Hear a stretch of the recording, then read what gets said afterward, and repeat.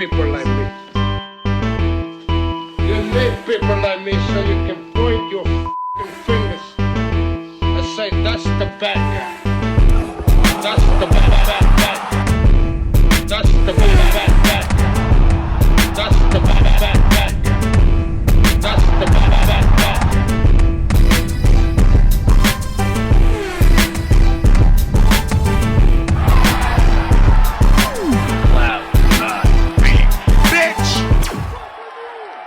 Welcome to the mother relay. We're covering today's top boxing news. Okay, we'll start with this. On the heels of her big win this past weekend, her revenge win over Marlen Esparza, then champion Gabriella Alaniz, sits here today as the Ring Magazine, WBC, WBA, and WBO flyweight champion. And the question is, what is she going to do now? Why was she able to win a decision against Marlen Esparza, who is notoriously difficult to win a decision against, for fighting practically the exact same fight that she did the first time out? Why did she get it this time and not the last time? I postulated in my weekend recap video that Gabriella Fundora might have something to do with that. Recent Golden Boy Promotions signee, Gabriella Fundora, that Marlen Esparza, beyond this past weekend's fight, she wasn't going to fight Gabriella Fundora, but Gabriella Alaniz, she might. That the reason Gabriella Alaniz may have gotten a fair shake this time is because Golden Boy Promotions has intentions of putting her in the ring with Gabriella Fundora. They knew Marlen wasn't going to do it. But Gabriella Alaniz, she might. The question is when? When can we expect to see such a fight happen? Because unification matches don't exactly come with deadlines. They usually don't. While there may be an expectation amongst the spectators in what is this spectator sport for champions to fight other champions, to unify titles, to see themselves crowned the king or queen of the hill, it's not something you have to do. It's something you want to do. It's why champions do it. So in the event that Gabriella Alaniz wants to enjoy her title reign, and she doesn't want to unify with Gabriella Fundora straight away, what might happen? Who's in the queue? Who is she going to fight? And how much time will the sanctioning bodies, the alphabet organizations, give Gabriella Alaniz with her newly obtained world titles before they start calling for mandatories, mandatory challengers that need to be satisfied by way of the WBA? Mexico's own Jackie Calvo sits at number 1. Very experienced fighter, 21 wins with 8 losses and 2 draws. 2 knockouts. Is this who we can expect Gabriella Alaniz to face next? Seems a manageable enough situation. That's by way of the WBA.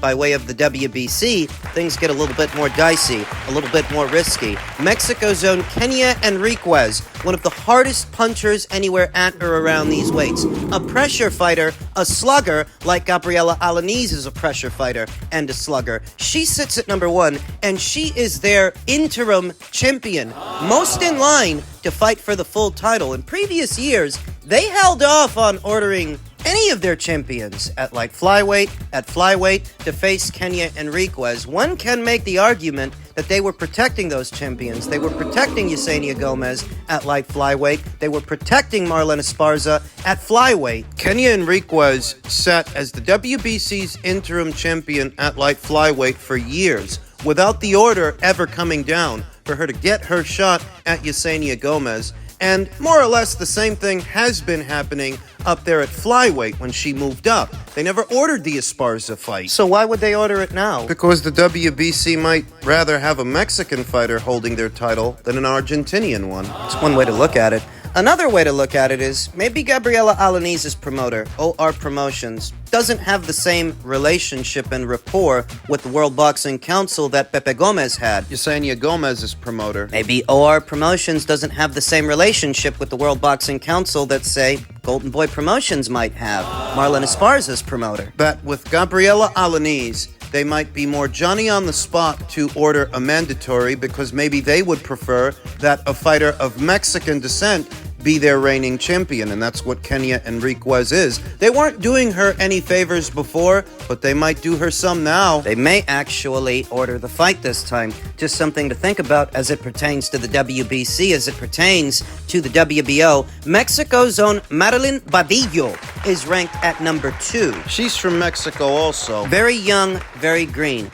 Greener than the aforementioned two fighters, Kenya Enriquez and Jackie Calvo. That's a more manageable situation for Gabriella Alaniz than the aforementioned two fights. Not because she isn't good. She's very good. She's just greener than the other girls. Less experienced. Out of these 3 potential fights with these 3 fighters, the most manageable situations for Gabriella Alaniz, now that she's champion, is a Jackie Calvo fight via the WBA or a Marilyn Badillo fight via the WBO. But it's the Kenya Enriquez fight that presents the most clear and apparent threat for the newly crowned champion, because Kenya, just like Gabriella, she likes to throw punches in bunches, and for me and my money, she punches harder than Gabriella. And she's more experienced than Gabriella. What is sure to keep the Mexico versus Argentina rivalry alive and well in the flyweight division. Here you have 3 separate fighters of Mexican descent that are all bearing down on Argentina's newly crowned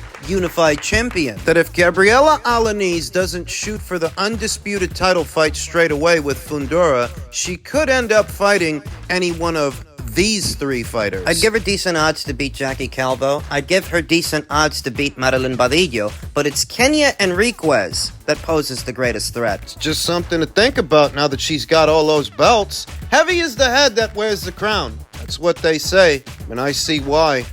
Elsewhere in the world of boxing, what appears to be the ongoing hostage situation involving Floyd Mayweather, the latest per boxing insider Rick Lazier, who says, "Just got off the phone with my guy in Dubai. He told me that Floyd Mayweather is definitely being held by the government court system there, as he owes a substantial amount of money in Dubai. They take indebtedness over there very seriously. Was told the debt is unassociated with boxing. Floyd's desperately trying to work things out to no avail so far. So Gervonta Davis is correct that Floyd is being held there. If the debt is not related to boxing in any way, shape, or form, what could it be?" And it was the United Kingdom's own Conor Benn. Young Conroy said it was over jewelry. You're telling me that Floyd Mayweather painted himself into a corner. He's in deep with the Sharks over what are trinkets, Watches? chains, rings, bracelets, what are luxury items. Has Floyd burned through so much of his own cash that he can no longer afford luxury items? Because that's what jewelry is, if all of this is about jewelry, as Conor Benn said. Seen here is what Gervonta Davis said, his former protege. "They've got Floyd ass for real. Tell him I'll send him a wire. Let my fucking family go. That money's looking funny like that fake-ass hair on his head and his face. Let me call 50. We've got to get this guy back home by Monday." It's Monday. Is Floyd home yet? Do we need to call Chuck Norris? Gervonta Davis seems to have called 50 Cent, brought him into this, as this is from 50 Cent's Instagram page. 50 Cent, who says, "Oh nah, this shit is real. Gervonta would not say no shit like that if it wasn't official. Me and Champ have been beefing, but he's my brother. I got some money if he needs it." Is that where Floyd is at? To where 50 Cent, the guy who's been taking shots at him for years, has to now bail him out? Is that how deep in the water Floyd is with the Sharks? Until somebody beat him, that's who he is. Do you think he should step back in the ring? I think he got to right now because the money gone. So the money's really gone. Yeah, that's what you think. It's fight, get the money, spend the money, fight. All that money. Yeah, it's been 2 years. So is it just his overhead is so high on a day-to-day, month-to-month? Like I don't even want to talk about it. Like with the lifestyle, that money's gone. Trust me. Now it's like if you call him, he'll be at your local hosting in a nightclub because you need that action right now. 50 was the one who said years ago that Floyd Mayweather was broke. He's burnt through all of the cash that he made as an active boxer. And if you go by that, that might explain this assembly line of exhibition matches, some bigger than others, that Floyd has been having. That in many ways, in recent years, Floyd has been keeping a more active schedule of exhibition matches than PBC fighters have been fighting. When was the last one? I think the last one was in June of last year when he had an exhibition match in Florida with what was the Dapper Don's grandson, John Gotti's grandson. That was a pay-per-view. And for the life of me, I can't tell you who actually bought that thing, who actually purchased that pay-per-view, because what true blue boxing fan, what boxing fan wants to see Floyd Mayweather at this age, at this stage, boxing some fucking nobody, some D-list celebrity? He's not even a celebrity. You're just related to a mob boss. And he's dead. If he were alive, I could see, but John Gotti's been dead for some years now. So when you're a person of stature and a person of substance, that if Floyd Mayweather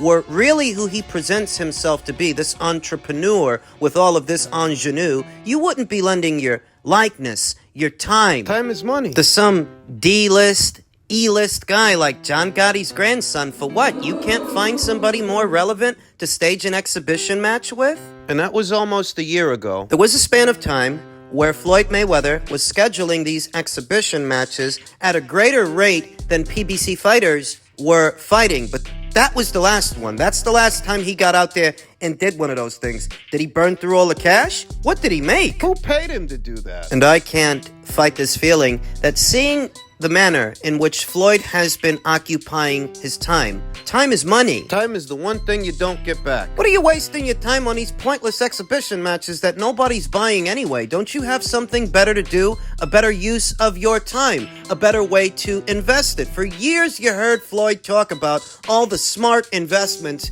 he's made. They can't be that smart if this is what you have to do to make ends meet. And that is what I think he's been doing. Gel blaster sales must be down. Someone of status pairing up with a major company is one thing. What Floyd Mayweather has been doing is quite another. No, it's not unusual for a former athlete to do commercial spots for major brands and major companies, but that's not what Floyd's been doing. And when the overhead of your lifestyle is akin to what it was when you were an active boxer, now that you're not an active boxer, you're still going to need to keep generating the same kind of money you used to just to pay for everything, to keep the lights on. But when's the last time Floyd Mayweather had a major payday? That McGregor fight, that was actually years ago. That was the last really big one. That pay-per-view did numbers akin to the Manny Pacquiao pay-per-view, coming in just behind it. And I imagine that Floyd made a nice chunk of change, but that was years ago. Not that nice if he's in debt now. And over what? Jewelry? Floyd Mayweather strikes me as a guy who's going through a midlife crisis, because here you have a guy who's in his mid-40s, still buying jewelry like he's in his mid-20s. You don't have enough chains? You don't have enough watches? Status symbols. Who is it that you're trying to impress? He got a hair transplant. The guy that used to rock a baldy when he was in his prime decides in his mid-40s he wants to get a hair transplant. What are you trying to look younger? Come on. Trying to recapture your youth is an exercise in futility because you're never going to catch up, and nobody beats Father Time. He's undefeated. You won't win a points decision against him. I myself speculated that whenever Gervonta Davis has a fight that's officially announced, when it's on the calendar, some kind of drama always ensues between him and Floyd or him and somebody else, that the whole thing could be manufactured. It's fake. But if what Rick Glacier, Conor Benn, 50 Cent, and Gervonta Davis is saying is true, and he's really in trouble over there and he can't leave. That's pretty fucking pathetic. In his heyday, Floyd fancied himself a businessman, a business mogul, when it looks more and more like he was just a boxer. A very talented boxer and a very rich boxer, but still, just a boxer. Ouch. He never graduated from that. He never went on to do something else. So when the very rich boxer stops boxing and stops bringing in those huge paydays, but he's still spending money at the same rate that he used to, what do you think is going to happen? It was all a facade. Which is unfortunate, though don't feel too bad for him. Floyd had every opportunity, with more startup money than your average small business owner, to invest and start up any number of businesses that if he really had the business acumen he pretends he has, he would have done something with it by now. Well, he opened up a strip club. Yeah, but it's not exactly Hooters, now is it? It's a big franchise. The frivolity of Floyd's spending habits may finally be catching up to him, and he may end up just another broke-down boxer, which is what he always feared. Money management is a skill unto itself. And not everybody has it.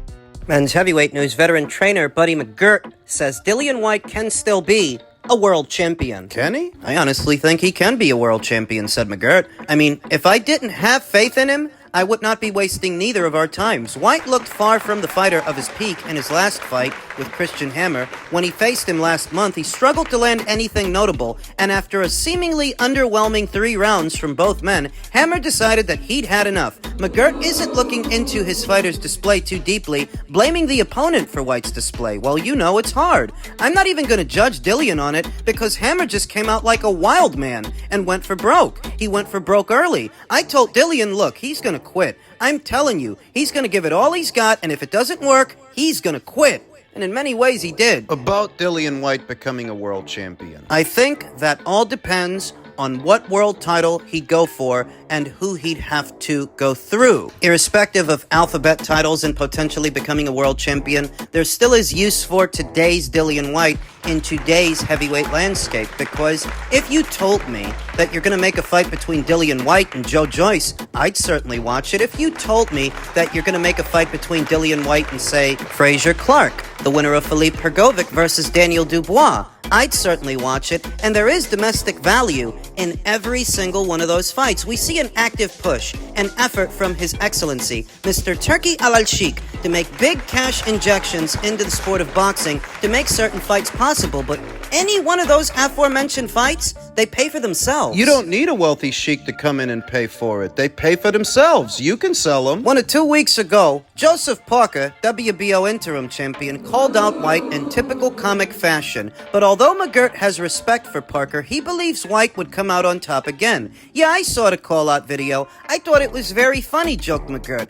I think it'd be a very good fight for boxing. I didn't see the first fight, I'm not gonna lie to you. But listen, I love and got nothing but tons of respect for Mr. Parker. I mean, he's one hell of a fighter. I've always thought that when I first met him, when he was a kid. I thought he was special. But my man Dillian is going to do the job. That's yet another opportunity right there. Run it back with Joseph. Maybe you beat him again. Maybe you don't. And if you don't, maybe you turn that into a trilogy. Buddy McGirt confirmed that he is still working with his stable of UK fighters and also revealed that he has another British fighter joining him soon. Further affirmation that the UK market is a vibrant market with many good fighters coming through, that there is money in the Brits. I have Khalil Majid, I have Dan Aziz and Callum Smith, and I might be working with another guy, but I'm not going to say anything until it's done, said McGirt. As far as Dillian, Well, Joseph Parker seems to have called him out for a rematch, and Joseph Parker is WBO interim champion. So if you made the fight and Dillian won it, that would bring him one step closer to becoming a full world champion. You have to figure that if Usyk beats Fury, he's not going to stick around much longer. He's likely going to retire and vacate all the titles he has, at which point, in that scenario, Dillian could be elevated to full champion. There's a lot of moving parts. but there's an avenue. There's an avenue of opportunity there for it to happen. I think that, given how Dillian looked in his last fight and what Joseph Parker's been doing, how Joseph Parker's been looking, Joseph might be the favorite to win a rematch. Yeah. He bullied former champion Deontay Wilder. He weathered the storm and outpointed Zhilei Chang. If you put him in there with today's Dillian Whyte, he might win. So yeah, there's an avenue of opportunity there, but there are risks.